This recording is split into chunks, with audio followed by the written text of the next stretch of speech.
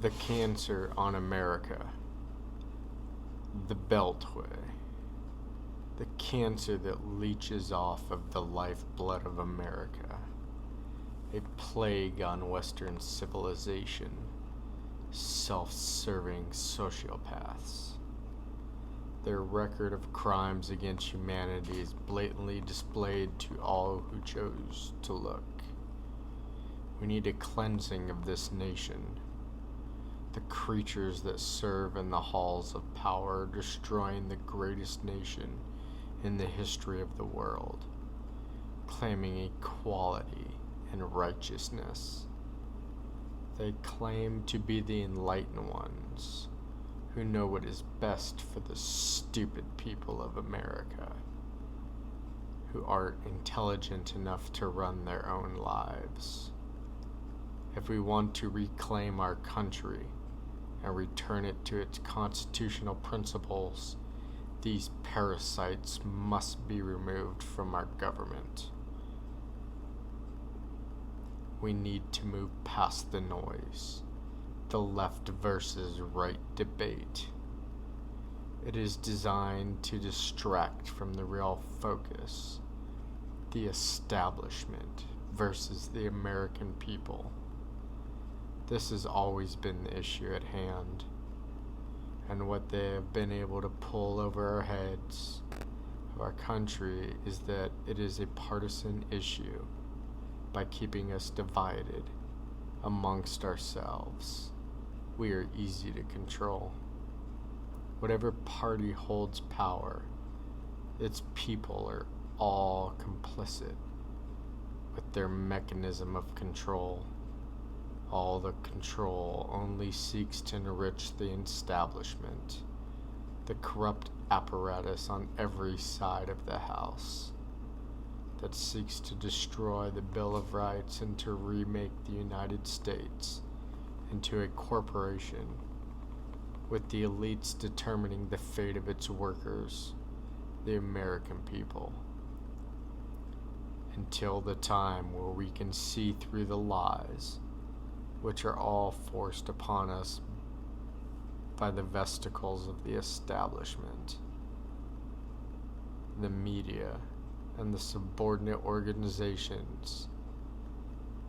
The establishment will continue to hold power, and the American people will remain helpless, slaves to the system of control, slaves to the will and intent of our puppet masters.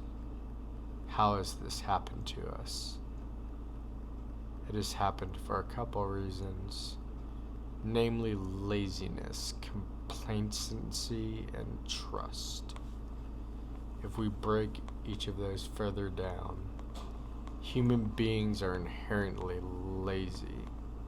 The simple solution is always to deflect and place blame on others, instead of realizing we had a chance to change the fate of our country, as did our parents, and no one did anything. Every horrid regime that has ever risen throughout history could have been stopped if there was an opposing force of equal or greater force. Sometimes it will get messy. There's never a simple way to keep a society free.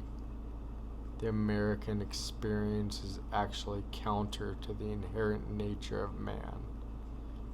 People are self-loathing, self-centered, and egotistical. That will never change, and has been the chief connoisseur for one of the greatest atrocities in human history. We are no different in those thought lines. We tend to blatantly operate in an ideology of basic trust and belief in elected officials, which in my mind is pure insanity. If you understand the basic thought pattern of man, even the most ideological and patriotic, will always justify self over others. And herein lies the great flaw in how easy the establishment can manipulate and distort reality, scope, and perspective. Take the historical context of what our founders' reaction was to a situation of varied equivalence to our own, as it now exists. Their reaction was revocation of the entire system in war, with no qualms about it.